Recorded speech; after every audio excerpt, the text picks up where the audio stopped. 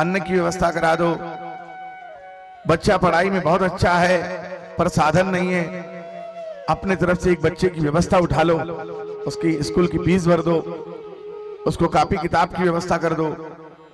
किसी भी प्रकार से आपके धन के द्वारा किसी की जिंदगी की गाड़ी अगर आगे बढ़ती है तो उसको बढ़ाना जरूर चाहिए। ब्राह्मणों को जितना बन सके प्रणाम करिए, गाय की सेवा भी करिए। गृहस्थ को चाहिए कि वह प्रतिदिन संध्या पूजन गाय और गरीबों की सेवा आदि करे।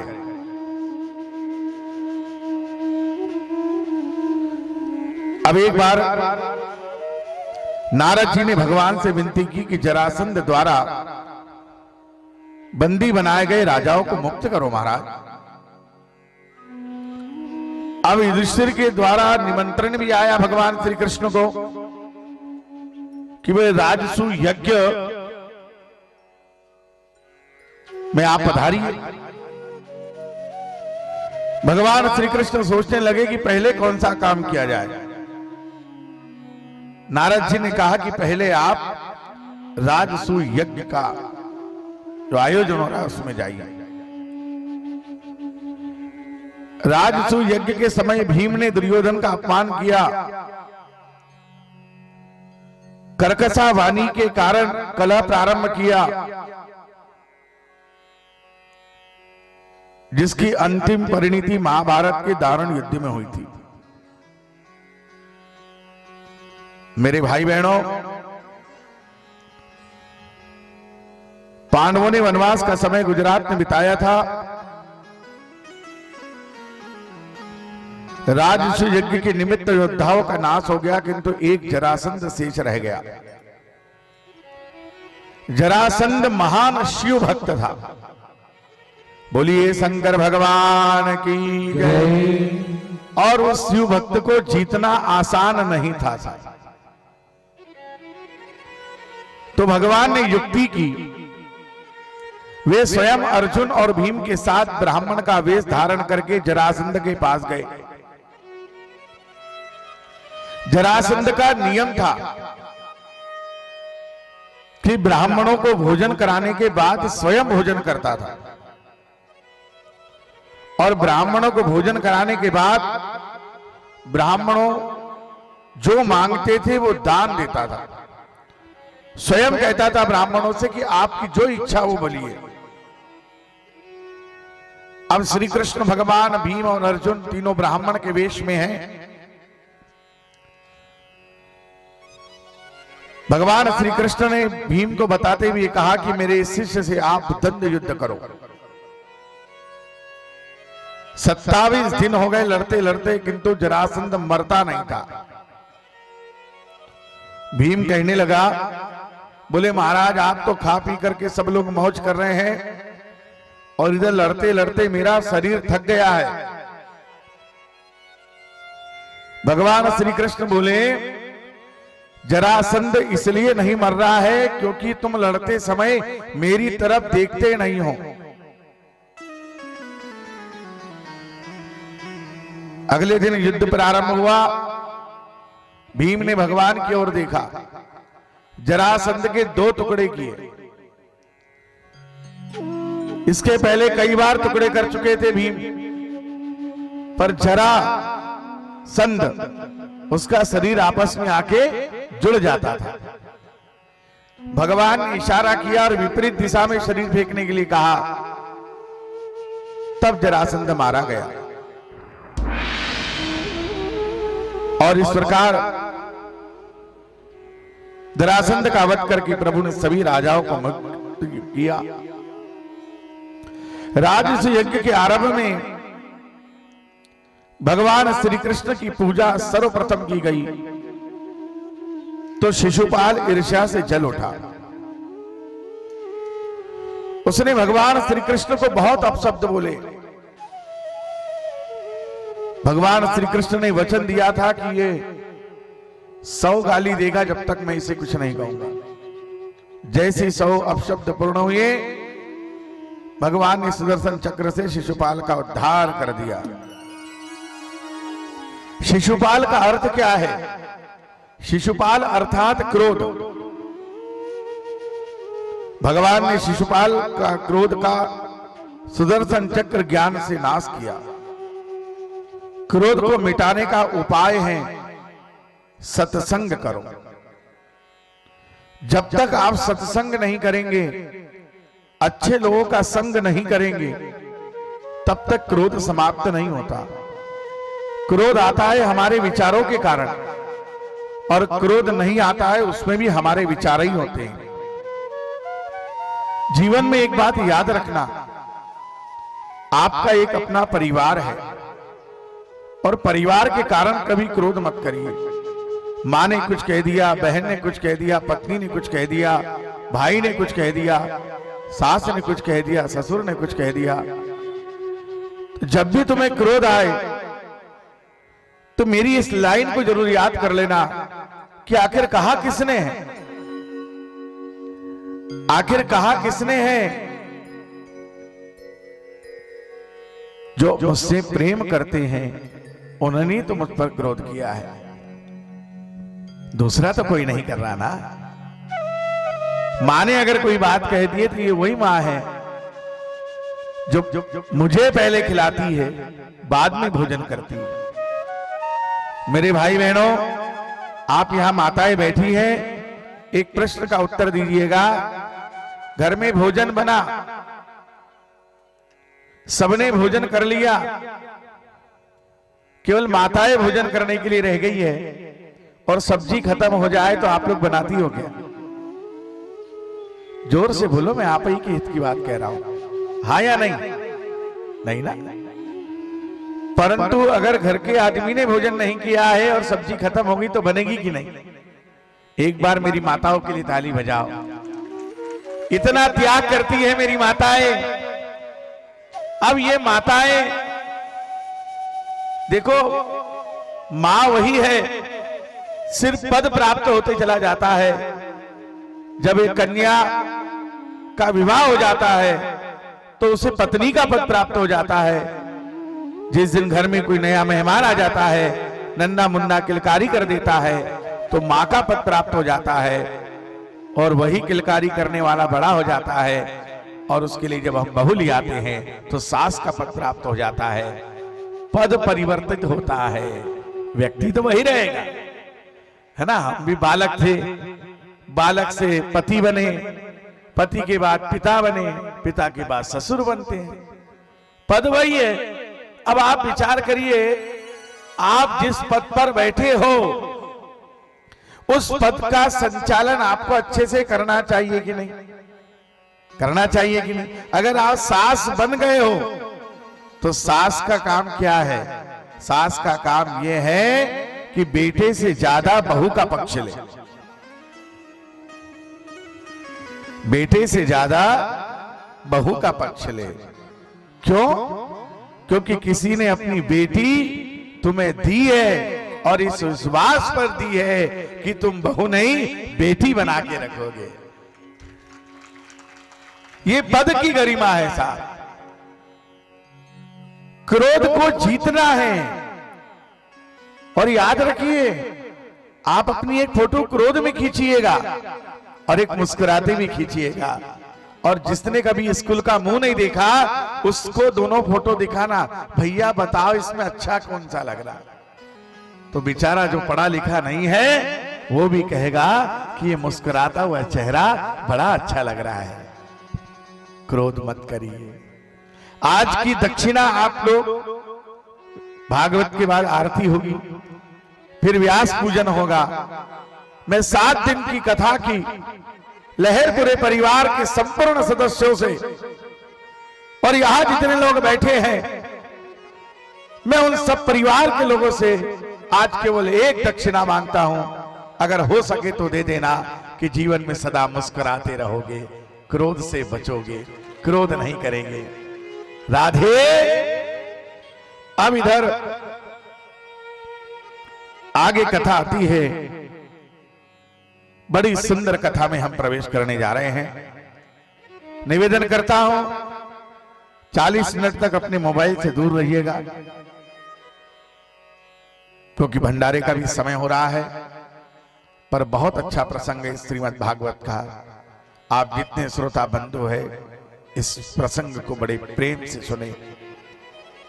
भागवत के इस प्रसंग को सुनने के बाद आपकी जीवन भगवान श्री कृष्ण के चरणों में अर्पण कर दिया। कभी कुछ मांगा नहीं है, हमेशा भगवान की भक्ति करी है, निर्मल भाव से करी है। आइए प्रवेश करते हैं सुदामा चरित्र में। निवेदन करना चाहता हूं फिर से एक बार इस कथा को बड़े मन लगा के सुनना। भाव भरी कथा है ये, और इस भाव भरी कथा को जब हम श्रवण करते हैं तो हमारे बुजुर्गों की हमको याद जरूर आएगी। यहां जितने लोग बैठे हैं, हमारे आजा परत बाबा दादा, कोई ना कोई ऐसा रहा होगा जिसने भगवान की अनन्य भक्ति करी है, भगवान की सेवा करी है। उसी का परिणाम है कि आज परिवार में सुख शांति है। आइए सभी बुजुर्गों को जो इस दुनिया में नहीं है, दोनों हाथ जोड़कर प्रणाम करते हैं। राधे। राजा परीक्षित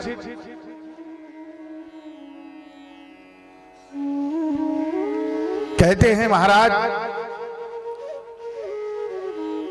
आप मुझे सुदामा चरित्र सुनाइए। सुखदेव जी कहते हैं,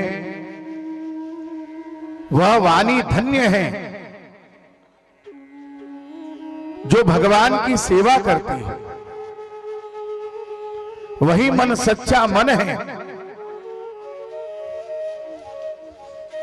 वही हाथ सच्चा हाथ है जो भगवान की सेवा करता है, वही कान सच्चे कान हैं जो भगवान की कथा को श्रवण करता है। सुखदेव जी वर्णन करते हैं, पौरबंदरवासी महाज्ञानी जितेंद्रिय निष्किंचन और पवित्र ब्राह्मण सुदामा भगवान श्री कृष्ण के परम मित्र थे साहब, और सारा दिन काय में बिताते थे, प्रभु की सेवा करने में। प्रभु की सेवा का मतलब यह है मन, वचन और कर्म से भगवान की सेवा करना। अयाचक व्रत का पालन करते थे। जो भी भगवान ने ज्ञान दिया था उस ज्ञान का उपयोग धन या प्रतिष्ठा को पाने के लिए नहीं किया। मेरे भाई बहनों, धन का प्रयोग प्रतिष्ठा पाने के लिए नहीं, परमात्मा की सेवा के लिए किया गया। राधे राधे।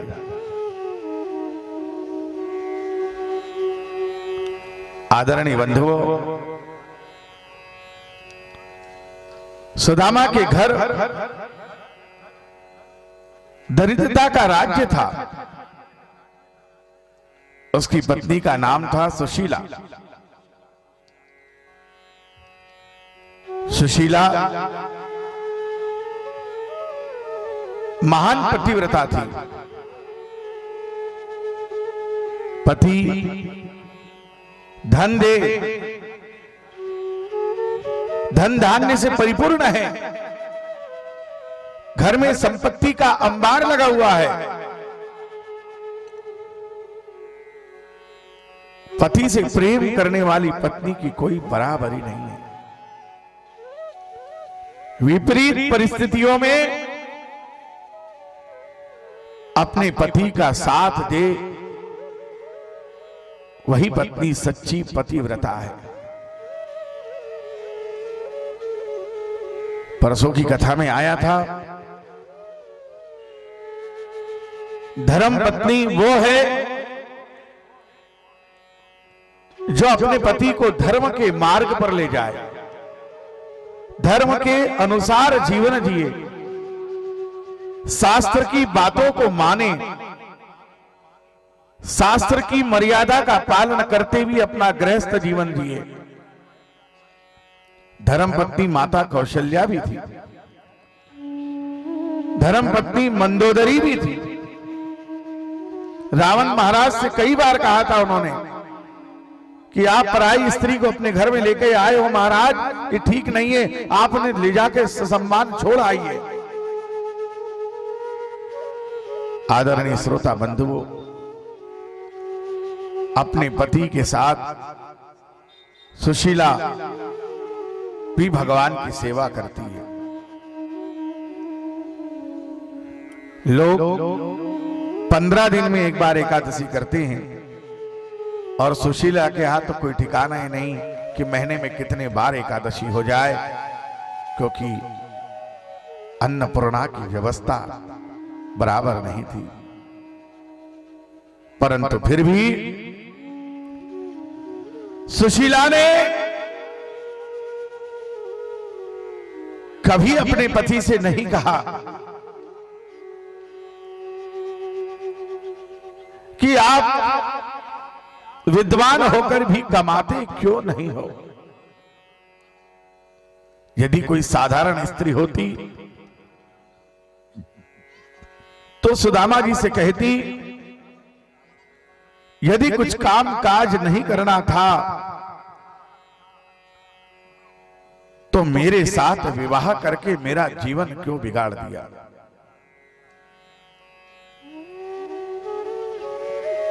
सुशीला पति से प्रभु कथा सुनती रहती थी। कई बार बालकों को खाने को नहीं मिलता था। सुशीला से अपनी संतानों की दुर्दशा नहीं देखी गई। और एक दिन बड़े भाव से दोनों हाथ जोड़कर सुशीला ने क्या कहा,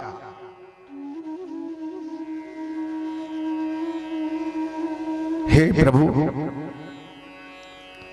आप कथा में बताते हो कि आपके श्री कृष्ण मित्र है, अपने मित्रों के लिए वो चोरी तक के करता था। सुदामा जी बोले, हां सच बात है, अपने मित्रों को खिलाने के बाद ही खाता था। सुशीला बोले, तो फिर क्यों ना उनसे मिलकर अपना दुख दूर किया जाए। आदरणीय बंधुओं, सुदामा प्रसंग जीवन का एक बहुत मार्मिक प्रसंग है। क्या कहा सुशीला ने, क्यों नहीं हम उनसे मिलकर अपना दुख दूर किया जाए। सुदामा जी कहने लगे, मैं दरिद्र हूं, सो वहां जाऊंगा तो लोग कहेंगे कि यह ब्राह्मण भीख मांगने आया है। मेरा नियम है कि परमात्मा से कुछ भी मांगने नहीं जाऊंगा।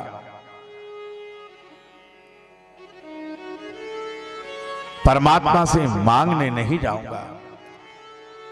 सुशीला कहने लगी, मैं तुम्हें मांगने के लिए नहीं भेज रही हूं प्रभु, आपको मिलने के लिए कह रही हूं। आप इतनी विशाल संख्या में श्रीमद् भागवत की कथा श्रवण करने आए हो, कथा तो श्रवण कर रहे हो पर भागवत जी से मिल भी रहे हो। हम मंदिर जाते हैं तो मिलने जाओ भगवान से। सुदामा प्रसंग की प्रथम सीढ़ी पर हम चढ़ रहे हैं। सुशीला ने कहा कि केवल आप उनसे मिलकर के आओ, मांगना तो है ही नहीं कुछ, ना अपनी कोई तकलीफ बताना है। याद रखिए, जब हम मंदिर में जाते हैं ना तो हमारा चेहरा पढ़ लेते हैं प्रभु।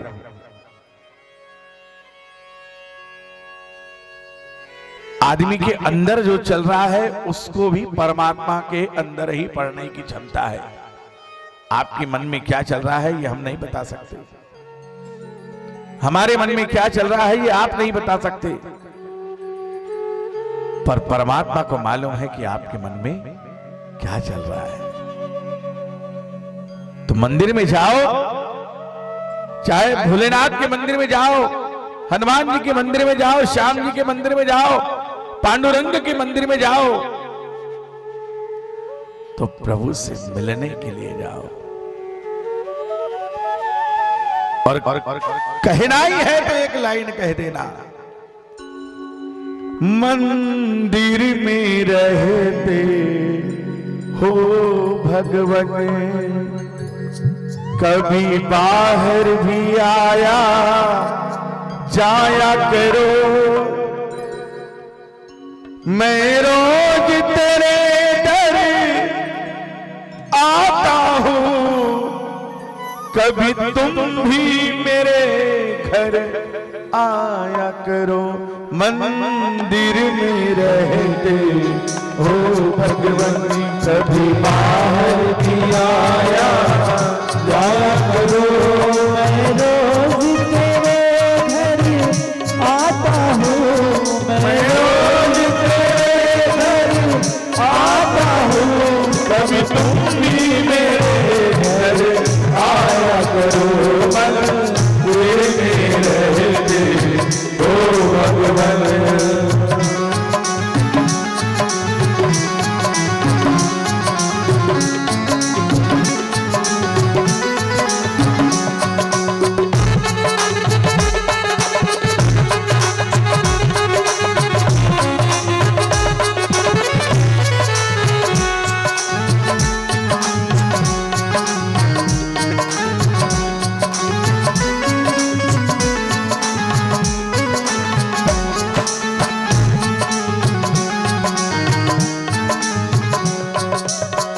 छोड़ के आया ममता की छाया, द्वार तिहारे में आया, छोड़ के आया ममता की छाया, द्वार तिहारे में आया, अब तुम मुझसे जोड़ लो बंधन, जन्म जन्म मैं भरे माया, धूल चरण की मिल जाए तो, धूल चरण की मिल जाए तो, फिर कैसा है रोना।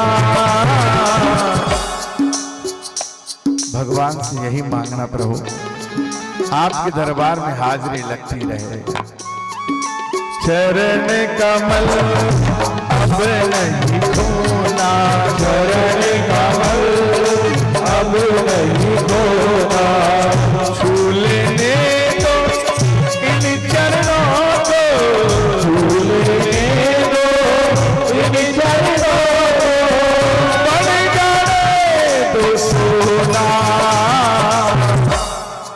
चरण कमल अब नहीं खोना, चरण कमल अब नहीं खोना, चरण कमल अब नहीं खोना, चरण कमल अब नहीं खोना, छू लेने दो इन चरणों को, छू लेने दो इन चरणों को, बन जाए तो सोना।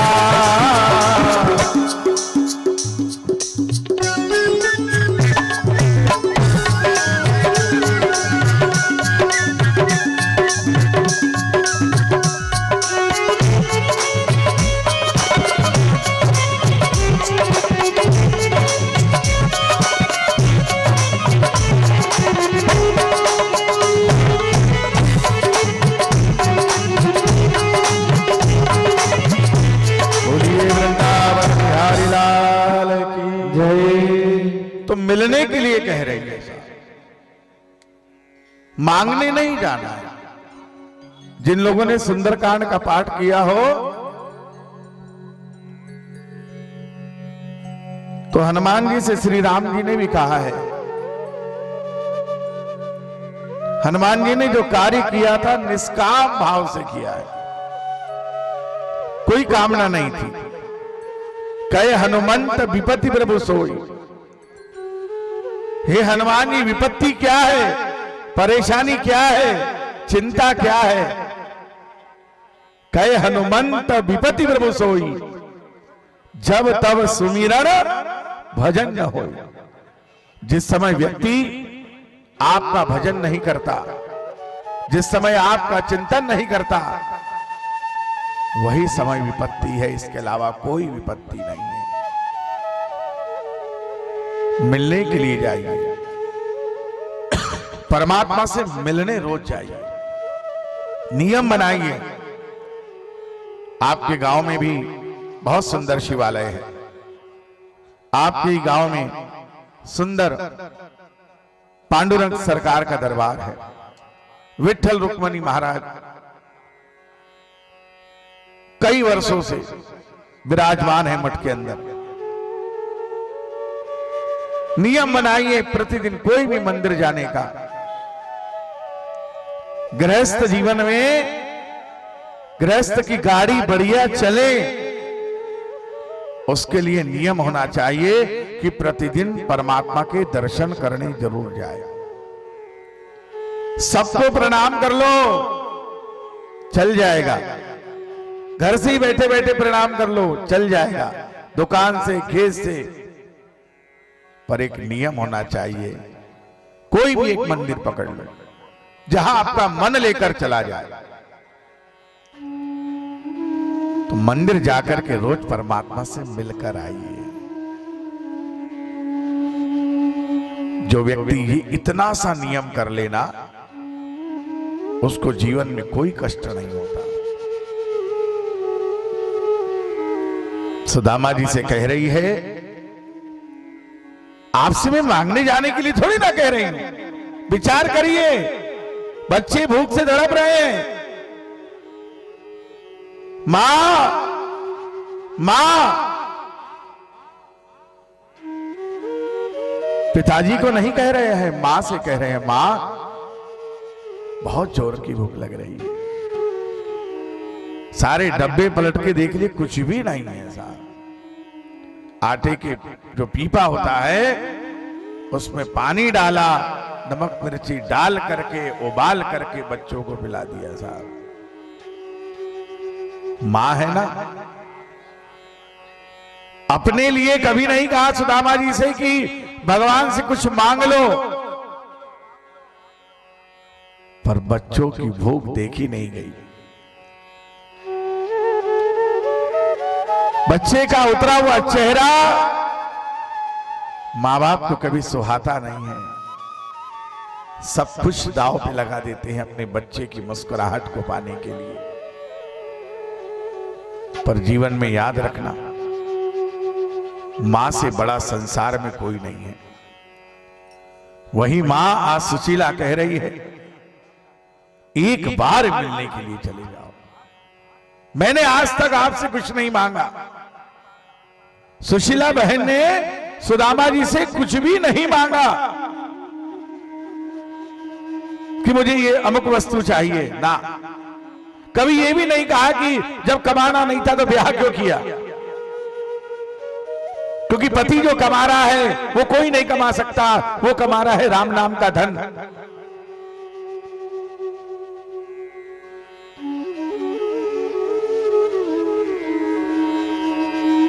किस्त चुका रहा है साहब। बात किस्त पे से आई। शिवशंकर भाई साहब भी यहां बैठे हुए हैं, ट्रांसपोर्ट वाले हैं। हमारे परिवार के आदरणीय हमारे पूज्यनीय चाचा जी विजय चाचा जी भी यहां पर आए हैं, उनको भी व्यासपीठ से राम राम है। चाची जी, बहू पोता और आप सब लोग मेहमान लोग आए हैं। नई बात नहीं है। किस्त का मतलब समझते हो? आजकल किस्त पे गाड़ी मिल जाती है। अब जब गाड़ी खरीदी साहब, तो पूरे मोहल्ले वाले गाड़ी देखने आए। सही बात है गलत बात? ध्यान दीजिए, ये कथा अगर समझ में आ गई तो तत्काल जीवन में आपके परिवर्तन आएगा। और आप कहेंगे नहीं, आप तक जो हो गया वो हो गया, आगे का जीवन सुधारना है। किस्त पे गाड़ी खरीद के लाई, महीने की किस्त बनी, मोहल्ले वाले आए, पंडित जी आए, पंडित जी ने साथिया बनाया, पूजन करा, बढ़िया वेद मंत्र का उच्चारण करके चारों चौकों पर सिंदूर लगा दिया, नारियल नींबू सब, मिठाई खूब बटी। अरे मिठाई खिलाओ भाई, मिठाई खिलाओ। सबने मिठाई भी खाई और गांव मोहल्ले में लोग घूमने भी गए, रिश्तेदारों ने भी उसका फायदा उठाया। अरे भैया जरा गाड़ी भेज देना, बैतूल तक जाना है। हाँ भैया ले जाओ। किस्त जा रही है और 6 महीने हुए साहब और किस्त जाना बंद हो गया। तब क्या होगा? क्यों भैया? किस्त जाना बंद होता है। नवनीत भी बैठा है यहां। क्या होता बेटा उसके बाद? गाड़ी खींचने वाले आते क्या? गाड़ी खींचने वाले आएंगे, उस समय मोहल्ले वाले पैसे देंगे जेब से निकाल के। अरे नहीं नहीं नहीं, हम भी बैठे थे इस गाड़ी में। रिश्तेदार देंगे, कोई देगा, कोई उसे रोक सकता है, कोई बहसबाजी हो सकती है नहीं, क्योंकि आप गलत हो, आपने किस्त जमा नहीं करी। उसी प्रकार मेरे भाई बहनों, परमात्मा ने ये श्वास दी है, ये शरीर श्वासों से चल रहा है, उसकी कृपा से चल रहा है। राम नाम की किस्त देते रहो तो वो कभी गाड़ी खींचने नहीं आएगा।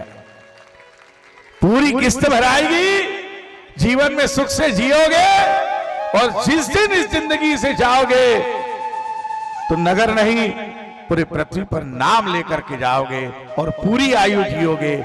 100 वर्ष की आयु दी है, 100 वर्ष की आयु दी है मनुष्य को। ये किस्त नहीं चुकाने के चक्कर में 40 और 50 में भी लोग जा रहे हैं।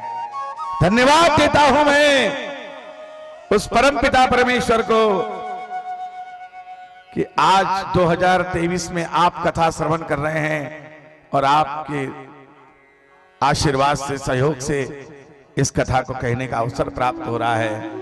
नहीं तो शमशान घाट में पहली बार भारत के इतिहास में जगह कम पड़ गई कोरोना काल के अंदर में। उन सभी कोरोना में जो मृत हुए हैं उनको मैं इस व्यासपीठ से श्रद्धांजलि देता हूं और धन्यवाद देता हूं उस परमात्मा को कि आपको और हमको इसके लिए बचा के रखा कि 21/3/2023 को भागवत सुनना है। ये कृपा नहीं तो क्या है? ये किस्त चुका रहे हो तो जीवन में याद रखना, वो गाड़ी की किस्त में गाड़ी खिंचाती है, पर यहां से अगर राम नाम की किस्त नहीं दी तो ये गाड़ी कभी भी खींच जाएगी। अगर गाड़ी खिंचाना नहीं चाहते हो तो रोज सवेरे उठकर जो मैंने नियम बताया है, भगवान सूर्य नारायण को अर्घ देना, 8 मिनट गायत्री मंत्र का जाप करना और अपने ठाकुर जी गोपाल जी के पास जाके बैठो, भगवान के दरबार में हाजिरी लगाओ और हाजिरी लगाकर क्या बोलो? मैंने अब छोड़ी चिंता, तेरा जो साथ पाया, जब भी तुमको पुकारा अपने पास पाया। मैंने अब छोड़ी चिंता, तेरा जो साथ पाया, जब भी तुमको पुकारा अपने पास पाया। मैंने अब छोड़ी चिंता, तेरा जो साथ पाया, जब भी तुम्हारा अपने पास पाया। अब तो तेरे ही हवाले हो, अब तो तेरे ही हवाले मेरा परिवार है। शाम तेरे ही भरोसे मेरा परिवार है। शाम तेरे ही भरोसे मेरा परिवार है। लोग बोलिए ना। शाम तेरे, जो कुर्सी पे पीछे बैठे मंच वाले भी सभी लोग, और क्या कहना है, ये लाइन जरूर बोलो भगवान से। तू ही मेरी नाव का माझी हो,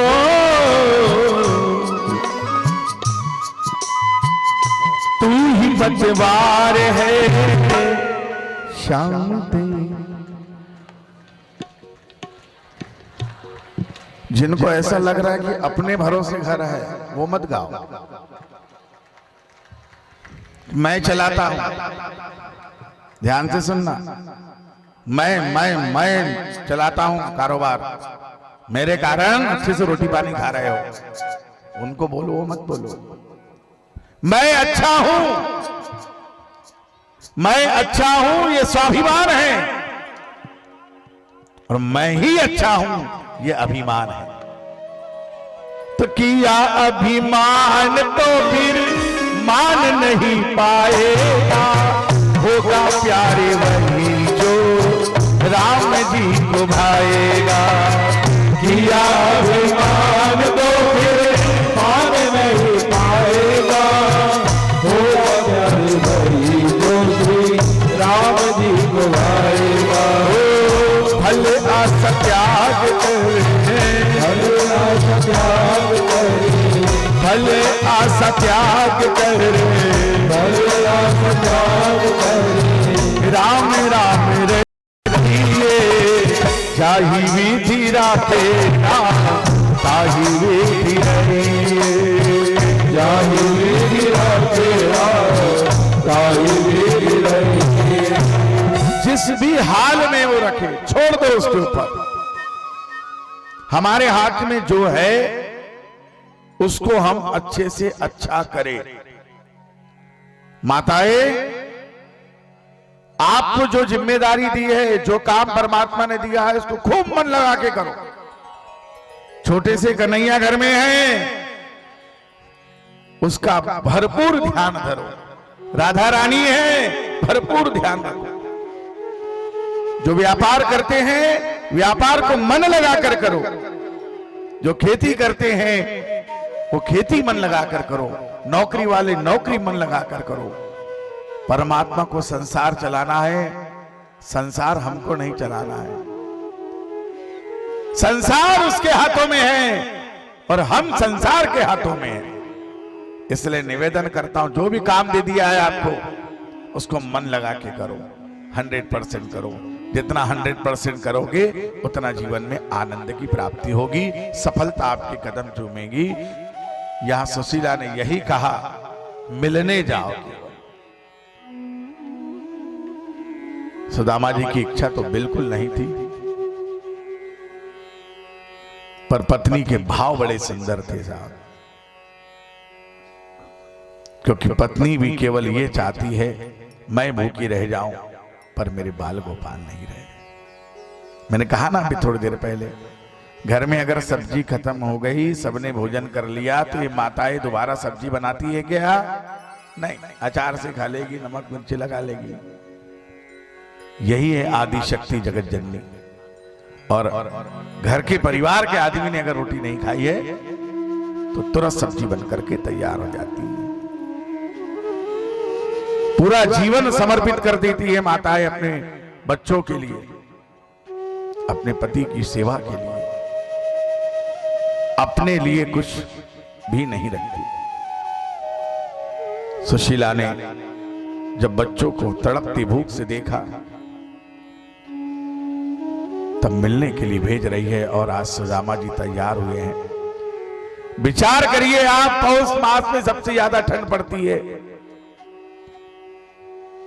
उस कड़कड़ाती ठंड में जिसके पास पैरों में पहनने के लिए चप्पल तक के नहीं है, पर भगवान कैसे साथ देता है, ये हमारी इस कथा से श्रवण करेंगे। हिम्मत नहीं हारना कभी।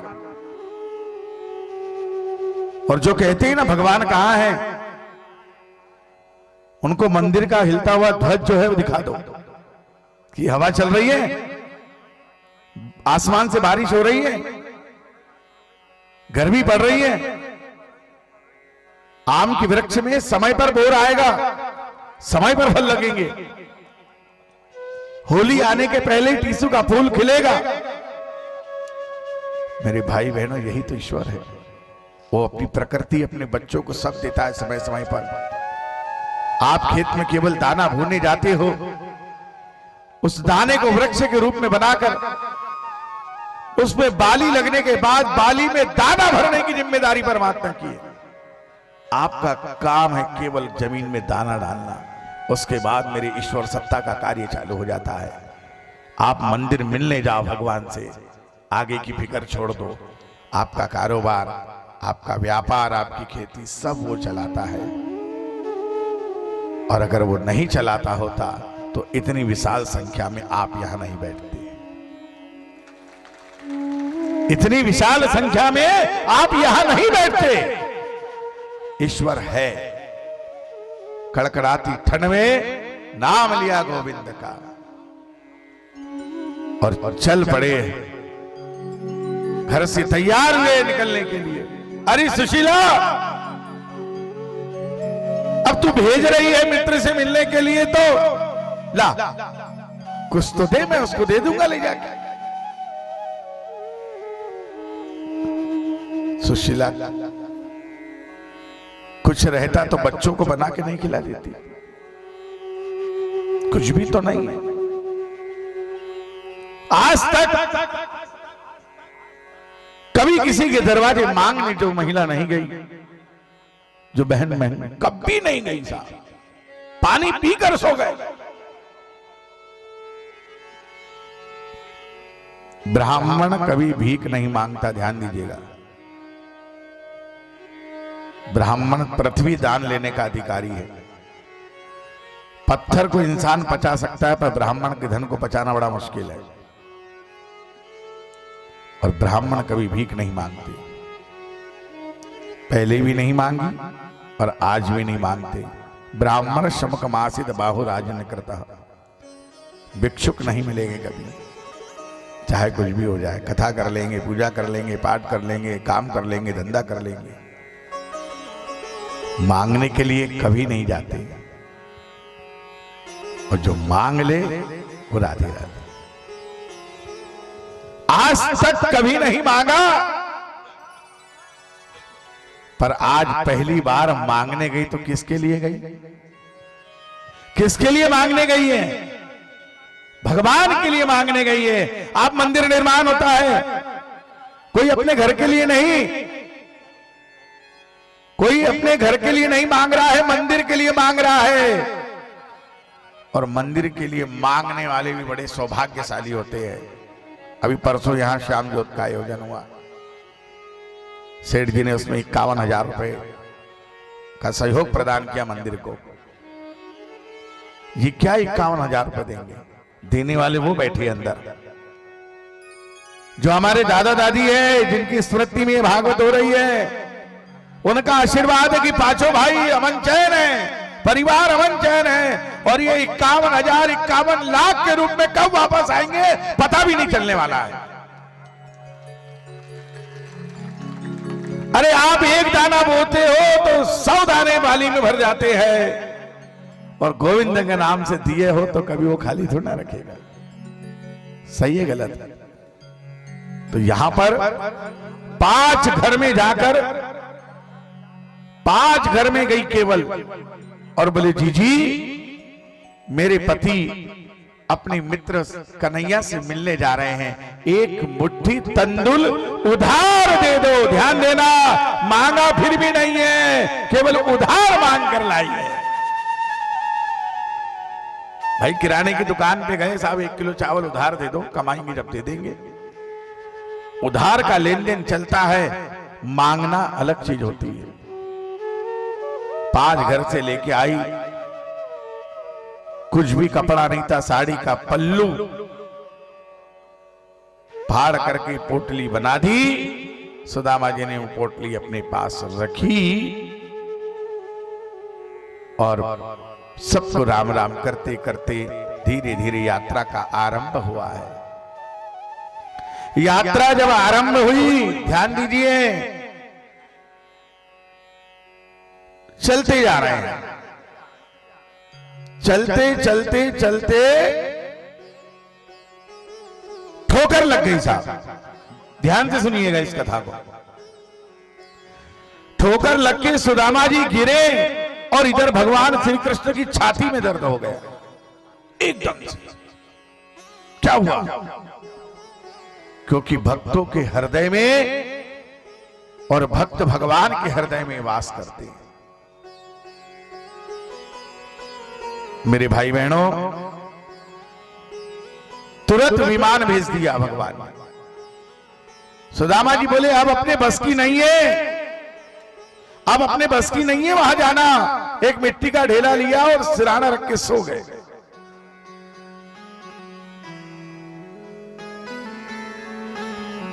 विमान में सेवकों ने उठाया, बैठाया और द्वारिका में लाकर के छोड़ दिया। सुदामा जी द्वारिका में भ्रमण कर रहे हैं। भैया ये कौन सी नगरी है? ये कौन सी नगरी है? बोले ये तो द्वारिका है। अरे ये तो बड़ी पास में है। हनुमान चालीसा में भी लिखा है, दुर्गम काज जगत के जेते, सुगम अनुग्रह तुम रहते थे। जो हनुमान जी का भक्त है उसकी जितनी परेशानी इतनी कम कर देंगे कि हर कार्य सरल लगने लग जाता है। और श्री कृष्ण की सेवा करने से यात्रा सुगम हो गई। सब संकट हटा दिए सुदामा जी के। सुदामा जी पूछते पूछते पहुंचे और आ रहे हैं द्वारपालों के पास। किसी कवि ने लिखा है, अरे द्वारपालो कन्हैया से कह दो, द्वारे सुदामा गरीब आ गया है।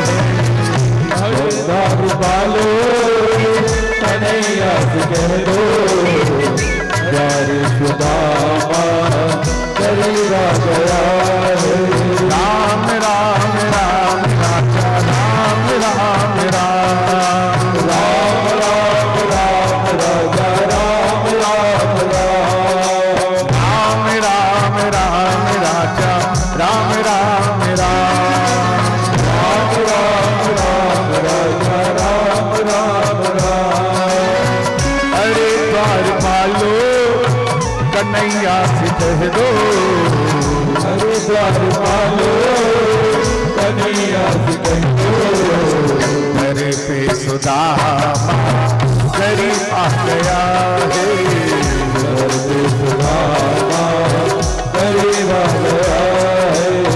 भटकते भटकते न जाने कहां से, भटकते भटकते न जाने कहां से, तुम्हारे महल के करीब आ गया है। तुम्हारे महल के करीब आ गया है। राम राम राम राजा राम राम राम राम राम राजा राम राम राम।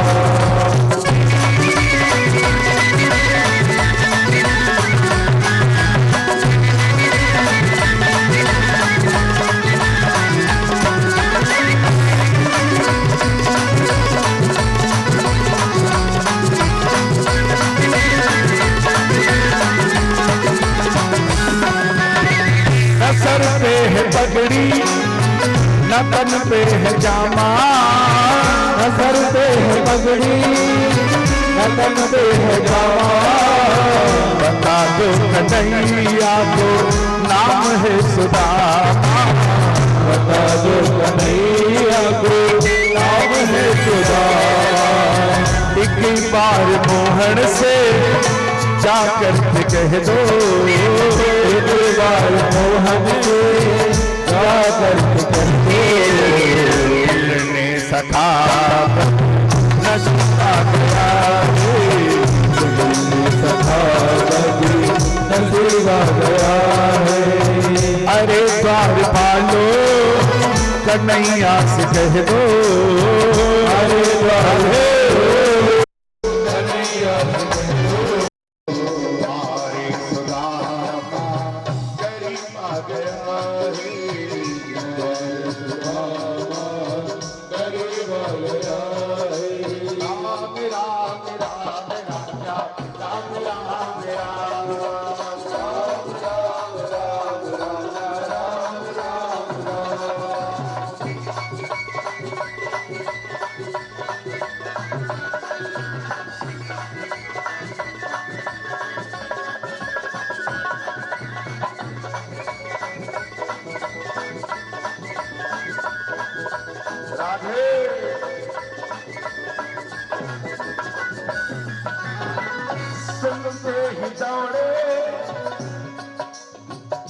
सुनते ही दौड़े चले आए मोहन सुनते ही दौड़े चले आए मोहन लगाया गले से सुदामा को मोहन लगाया गले से सुदामा को मोहन हुआ रुक्मणी को बड़ा ही अचंबा हुआ रुक्मणी को बड़ा ही अचंबा मेहमान कैसा अजीब आ गया है ये मेहमान कैसा अजीब आ गया है राम राम राम राजा राम राम राम राम राम राम राजा राम राम राम राम राम राजा राम राम राम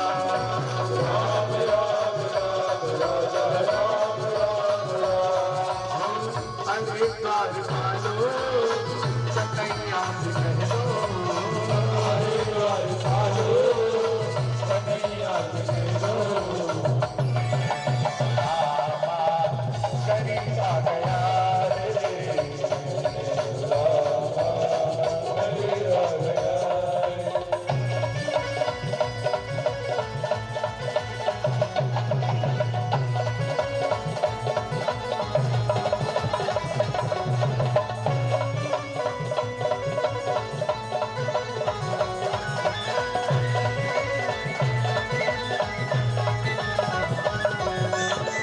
बराबर में अपने सुदामा बैठाए बराबर में अपने सुदामा बैठाए चरण आंसुओं से श्याम ने धुलाए चरण आंसुओं से श्याम ने धुलाए ना घबराओ प्यारे जरा तुम सुदामा ना घबराओ प्यारे जरा तुम सुदामा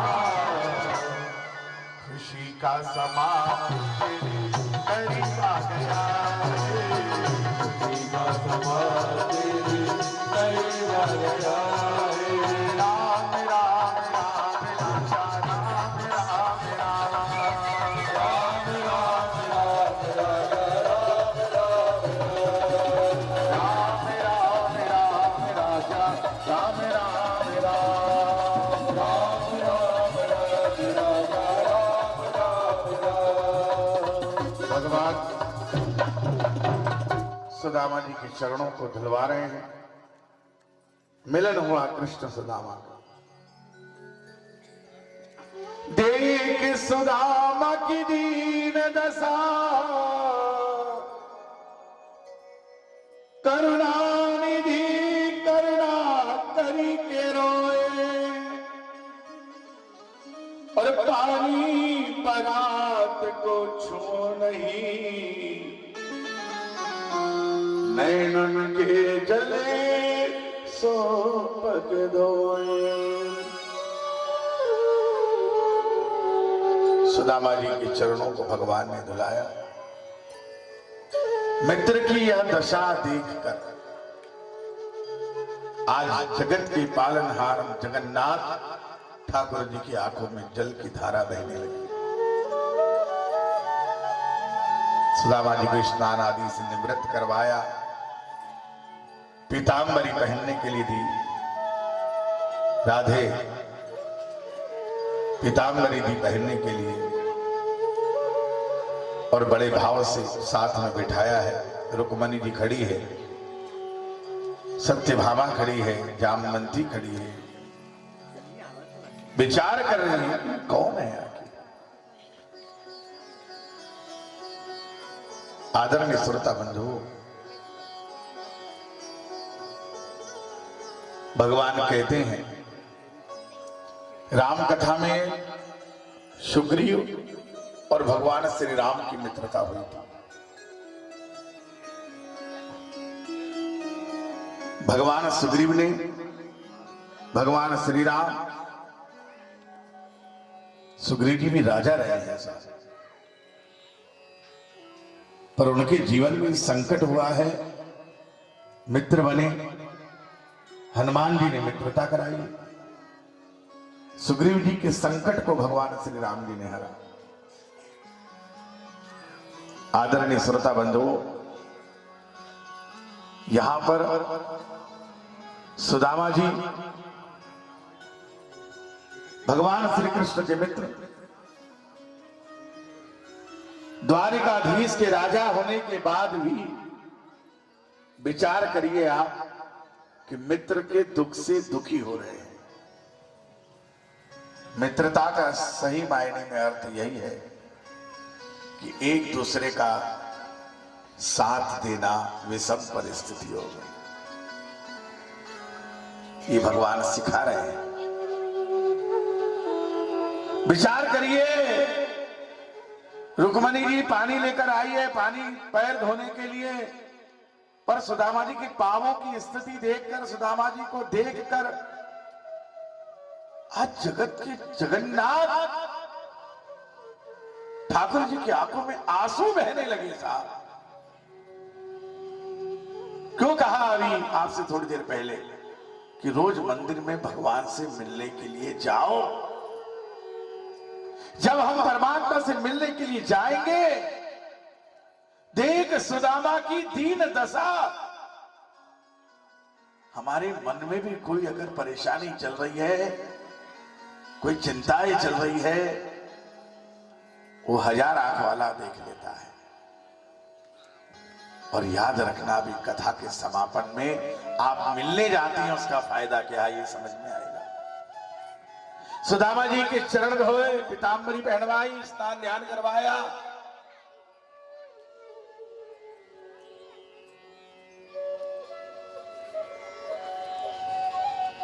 बोले विवाह हुआ भैया? बोले हाँ। तो बोले भौजाई ने मेरे लिए कुछ तो भेजा हो। बहुत ध्यान से सुनिए इस लाइन को। अब जो द्वारपाल खड़े हैं, सेवक खड़े हैं, मंत्री खड़े हैं, रानियां खड़ी है, ये तो वही स्थिति हो गई साहब कि कोई आदमी शादी में गया, परिस्थिति नहीं थी, गिलास दहेज में डालना है तो छुपा कर ले गया और चुपचाप रख दिया और लिखा दिया। समय काल परिस्थिति है। आदरणीय सुदामा जी से अगरबत्ती रख दीजिए आप। पूछा कि मेरे लिए कुछ तो भिजवाया होगा, कुछ तो भिजवाया होगा।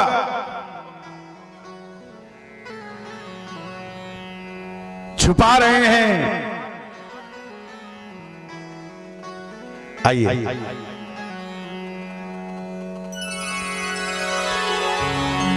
एक बार करतल ध्वनि से हमारे चाचा जी का स्वागत करिए। राधे राधे राधे। और हमारी चाची जी का वो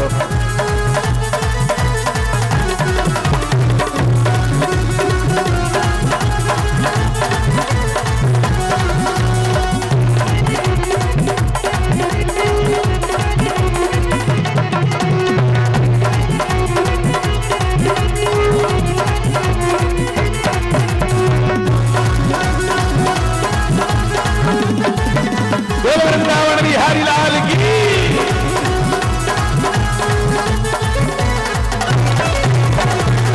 तो यहां पर आदरणीय बंधुओं, छिपा रहे हैं। छिपाने के कारण